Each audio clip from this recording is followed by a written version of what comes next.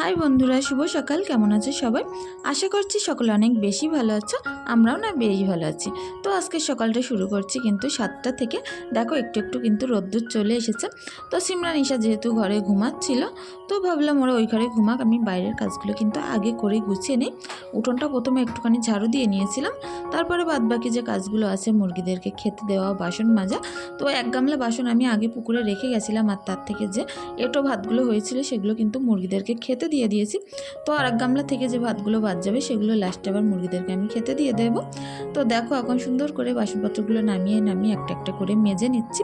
তো আমরা গ্রামের বউরা যেভাবে সকল কাজকর্ম পুকুরে করে থাকি, সকল কাজকর্ম আমরা গ্রামের পরিবেশে করে থাকি, তোমাদের সাথে সেটাই শেয়ার করতে চলেছি। প্লিজ পুরো ভিডিওটি জুড়ে পাশে থেকো, আশা করছি তোমাদের অনেক বেশি ভালো লাগবে।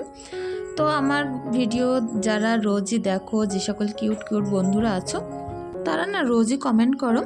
আর অনেকের হয়তো কমেন্টের উত্তর আমি টাইমে দিতে পারি না, কি অনেকের নাম আমি হয়তো নিতে পারি না। তো আজকে আমি ভেবেই নিয়েছি যারা আমাকে কমেন্ট করেছো কালকের ভিডিওয়ে, অবশ্যই তোমাদের নামগুলো আমি নেব। তো মুস্কান মণ্ডল আমাকে কমেন্ট করেছো, আপা আমার নামটা নিও, আমি দক্ষিণ 24 পরগনা থেকে, আমিও তোমার মতো সংসারের কাজ করি। তো অনেক ধন্যবাদ বন্ধু যে আমাকে এত সুন্দর একটা কমেন্ট করার জন্য। কোথায় থাকো, তোমার ঠিকানাটা বলার জন্য অনেক বেশি ধন্যবাদ। আর আমাকে একটু একটু করে সাপোর্ট করো, তার জন্য তো অনেক বেশি ধন্যবাদ। তো আরজিনা আমাকে কমেন্ট করে বলেছো, আমার স্বামীর নাম মাজিবুল হক আর আমার নাম আরজিনা, আমি কোচবিহার থেকে। তো অনেক বেশি ধন্যবাদ বন্ধু যে এত দূর থেকে আমার ভিডিওগুলো তোমরা দেখো আর একটু একটু করে আমাকে রোজ সাপোর্ট করো, একটু ভালোবাসা দাও। যাই হোক, তারপরে শুক্তারা আমাকে কমেন্ট করে বলেছে আমার নামটা অবশ্যই নিও আপু। তো তোমার নামটা কিন্তু আমি নিলাম। আর যদি আমার ভিডিওটি তোমরা দেখে থাকো প্লিজ কমেন্ট করো। আর তারপরে নীলফা লস্কর আমাকে কমেন্ট করেছো, আপু আমি আপনার ভিডিও ছাড়ার সাথে সাথেই দেখি, আমার নামটা নিও প্লিজ। তো তোমার নামটাও কিন্তু আমি নিলাম। তো তুমিও যদি দেখে থাকো প্লিজ কমেন্ট করো একবার। তো যাই হোক, কথা বলতে বলতে দেখো বাসনপত্রগুলো মেজে আর নিয়েই যেতে পারছিলাম না, 2 গামলা বাসনপত্র। তারপরে যে ভাতগুলো বাদ হয়েছিল সেগুলো কিন্তু আমি মুরগিদেরকে খেতে দিয়ে দিলাম। তো দিয়ে তারপরে আবারও পুকুরে চলে আসলাম, সেই থালাটা একটুখানি ধুয়ে নিয়ে পুকুরের শানটা কিন্তু ধুয়ে দেব। কাজ করার পরে না শানটা একটুখানি ধুয়ে দিলে অনেকটা পরিষ্কার লাগে। তো যে সকল বাসনপত্র আমি মেজে নিয়ে এসেছি সেগুলো উপর করতে করতেই কিন্তু ঈশা সিমরান ঘুম থেকে উঠে গেছিলো। তো ওদের দুজনকেই বললাম বাথরুমে গিয়ে ব্রাশ করে এসো, তার মধ্যে আমি খাটের যে গোছানো কাজ টাজগুলো আছে সেগুলো করে নেব, বাসনপত্রগুলো উপর করে নেব। তো ওরা কিন্তু ব্রাশ করতে গেছিলো। ঈশা তো যেই সেই ব্রাশ করা হয়ে যায়, ও এসে কিন্তু ঘরে এসে দাঁড়িয়েছিল আমার জন্য। আর এই র্যাকটা না এতটা পরিমাণে ছোট লাগছে আমার কাছে, কি বলবো, জিনিসপত্র তো রাখতেই পারছি না, যাই দুটো একটা রাখছি দুমদাম কিন্তু পড়ে যাচ্ছে। তো এইভাবে কষ্টসিষ্ট করে মানিয়ে নিতে হচ্ছে এই ছোট্ট র্যাকটাই। তো যাই হোক, তারপরে এখন এই ঘরে চলে আসলাম। ঈশা দেখো একা একা বসে বসে খেলা করছিল, আর আমি সেই ফাঁকে কাজগুলো গুছিয়ে নিচ্ছিলাম। তো দুটো জানলা খুলে তাদের পর্দা টর্দাগুলো খুলে দিলাম, দিয়ে ব্ল্যাঙ্কেটগুলো ভাঁজ করে নিচ্ছি। বলি না রোজই ভাবে ব্ল্যাঙ্কেটগুলো তুলে দেবো, 2বার 3বার কিন্তু পরিষ্কার করাও হয়ে গেছে, কিন্তু এখনও পর্যন্ত তুলতে পারিনি। ফাঁকা জায়গায় বাড়ি হওয়ার কারণে না প্রচুর পরিমাণে ঠান্ডা হাওয়া হয় রাত্রে, আর অনেকটা পরিমাণে ঠান্ডাও লাগে। তো ব্ল্যাঙ্কেটগুলো রোজই রাত্রে লাগে। তো তার মধ্যে ঈশার ডাইপারটা একটুখানি খুলে দিলাম, দিয়ে ঈশাকে একটু যত্ন করে নিচে নামিয়ে দিলাম। আর তারপরে খাটটা কিন্তু এখন একটু পরিষ্কার পরিচ্ছন্ন করে নেবো, ঈশা থাকলে ঝাড়ু দেওয়া কখনোই সম্ভব হতো না। তো যাই হোক, এখন সুন্দর করে বিছনাটা টান করে গুছিয়ে নিয়ে তারপরে কিন্তু ঈশার ডাইপারটা বাইরে যাব ফেলে দিতে। তো আমরা কিন্তু প্রত্যেক দিনই এই পুকুরের ওই সাইডটাই, ওই জায়গাটা যেহেতু অল আর গর্ত ছিল আমাদের, সে তো এই জায়গাটা ভরাট করার জন্য যত ময়লা টয়লা যা কিছু আছে ওখানেই ফেলে দিয়ে আসে। তো খাটের তলা রোজই ঝাড়ু দেওয়ার পরে আবারও যে কোথা থেকে এত ধুলো আসে বলার কথা নয়। তো প্রত্যেক দিনই ঘর ঝাড়ু দেওয়ার আগে কিন্তু আমি খাটের তলাটা একটুখানি হাত বাড়িয়ে ঝাড়ু দিয়ে নিই, তাহলে কি খাটের তলাটা না দেখতে যত পরিষ্কার লাগে ঘরটা ততটা বেশি ভালো লাগে। কিন্তু খাটের তলায় যদি জিনিসপত্র ময়লা ভর্তি হয়ে থাকে, ঘরটা যতই গোছানো কেন দেখতে কিন্তু বেশ বাজে লাগে। তো এই ঘরটা একটুখানি বিছনার চাদর টাদরগুলো একটুখানি টান করে নিয়ে খাটের তলাটা ওই পাশ থেকে একটুখানি ঝাড়ু দিয়ে ময়লাগুলো বের করে নিয়ে ঘরটা ভালো করে পরিষ্কার করে ঝাড়ু দিয়ে নিচ্ছে। তোমরা হয়তো দূর থেকে বুঝতে পারছো না যে ঘরে কতটা ধুলো আছে, মনে হচ্ছে জানো পরিষ্কার ঘর, কিন্তু যখন ঝাড় দিচ্ছে না তখন ধুলোগুলো যে কি বলবো এত পরিমাণে ধুলো কিসকিস করছে বলার কথা নয়। এই বারান্দাটা যেহেতু ঢালাই দেওয়া, তো এই বারান্দা থেকেই কিন্তু ধুলোবালিগুলো বেশি ঘরের ভিতরে যায় আর জিনিসপত্রগুলো পুরো ধুলো ধুলো হয়ে যায়। তো তারপরে চলে আসলাম এখন 8টার সময় দোকানে। তো দোকানে এসে অনেকটা পরিমাণে লস্যি, দুধ, তারপরে টক দই ছিল, তো সেগুলো আমি সুন্দর করে একটু এই নর্মাল ফ্রিজটার ভিতরে গুছিয়ে রাখবো। সকালবেলা না সারা সকাল কি বলবো এতটা পরিমাণে ধকল আমাকে দিতে হয়, এতটা কাজকর্ম আমার থাকে, সেটা আমি কাউকে বলে বোঝাতে পারবো না যে কতটা বেশি কষ্ট হয় সকালবেলার টাইমটায়। সকালবেলা ঘরের কাজ করতে না করতে এদিকে দোকানের লোকজন ভিড় হব, তার মধ্যে গ্যাসের অবস্থাটাও কিন্তু অনেকটা বেশি খারাপ হয়ে যায় সকালে। রাত্রেবেলায় কিন্তু মুছে যাব, কিন্তু সকালে যখন আসি এই দোকানের ভিতরে যে এত পরিমাণে ধুলো পড়ে বলার কথা নয়, পুরো সব জিনিস আবার ধুলোয় ভর্তি হয়ে যায়। তো সেভাবে সব কিছু আমি মুছে পরিষ্কার পরিচ্ছন্ন করে নিচ্ছিলাম। আর রান্নার জায়গা কিন্তু অপরিষ্কার থাকলে বেশ খারাপ লাগে। আমি তো রান্নার জায়গা অপরিষ্কার মোটে রাখতে পারি না, যত সম্ভব চেষ্টা করি। হয়তো রান্নাঘরে কিছু নেই, তবুও হয়তো যেটুকানি জিনিসপত্র আছে সেটুকানি কিন্তু একটু পরিষ্কার পরিচ্ছন্ন করে রাখতে একটু বেশি ভালোবাসি।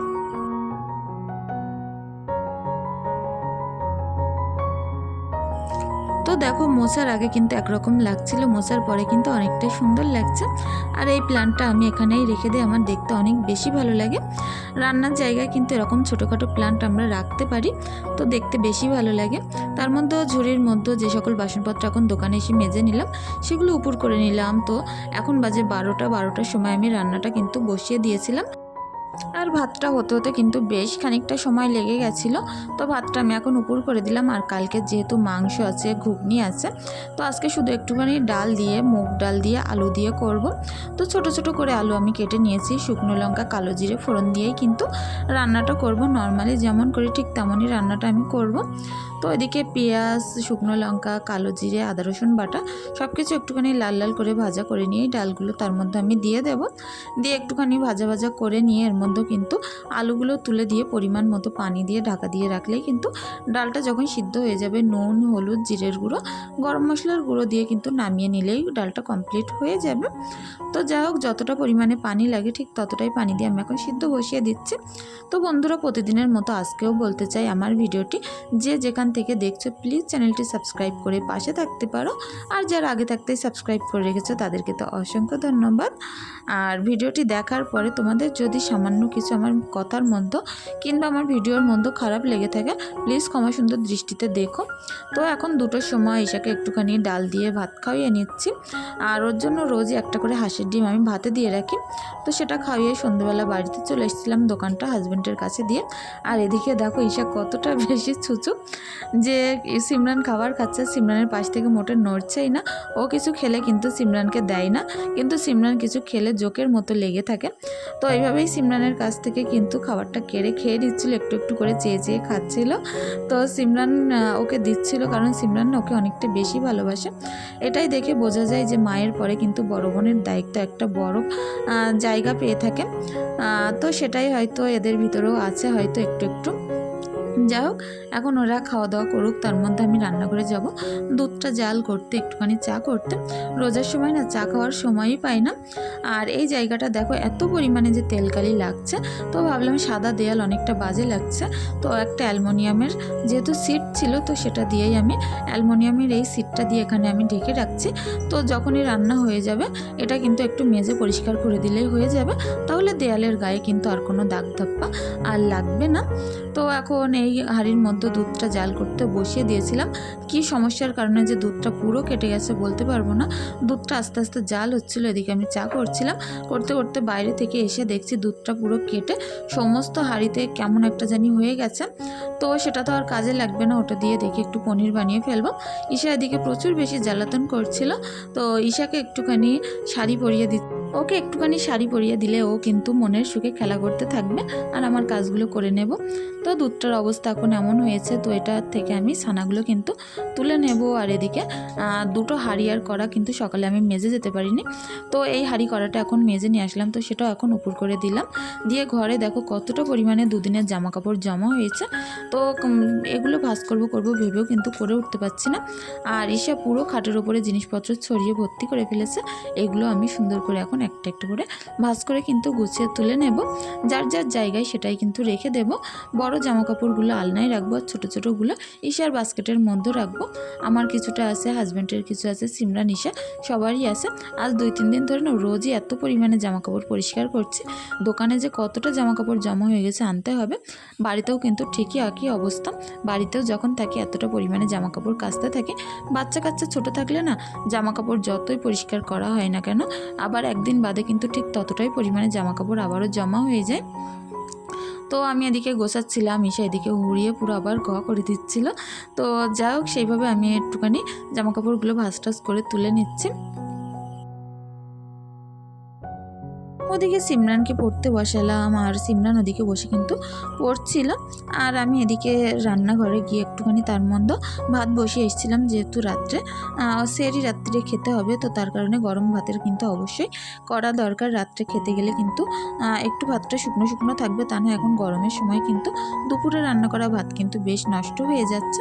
তো দুপুরবেলা আমি রান্না করি একটুখানি কম করে, আর দুপুরেই রান্না করতে হয়, কারণ সিমরান তো দুপুরবেলা ভাত খাবে, তো তার জন্যই কিন্তু দুপুরেই রান্না করি।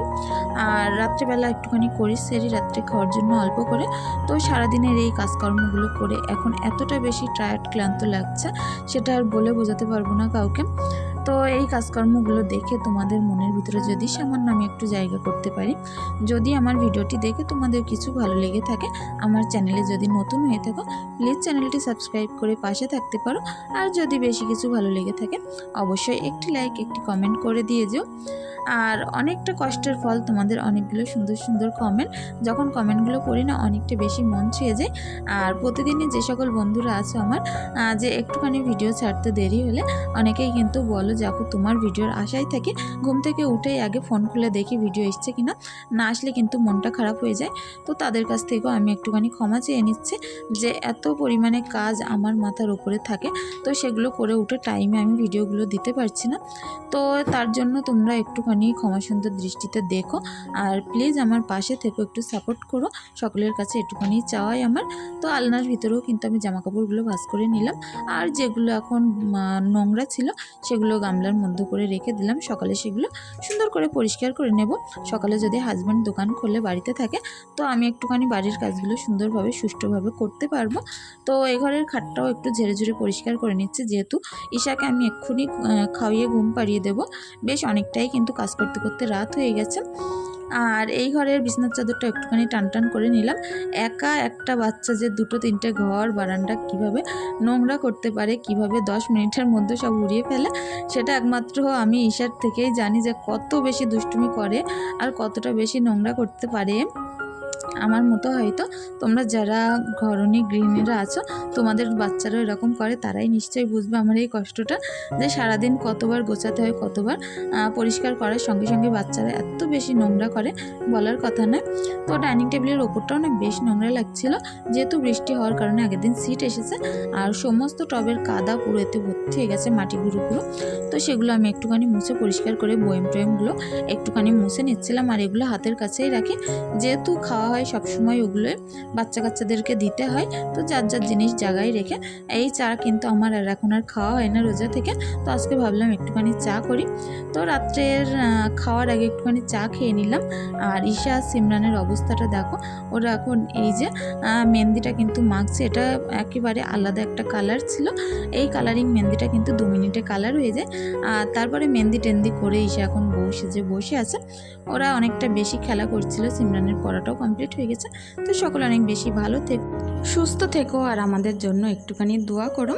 তো রাত্রে এখন একটুখানি 2টো ম্যাগি করে সিমরান ঈশাকে খাইয়ে দেব। ধন্যবাদ, ভালো থেকো।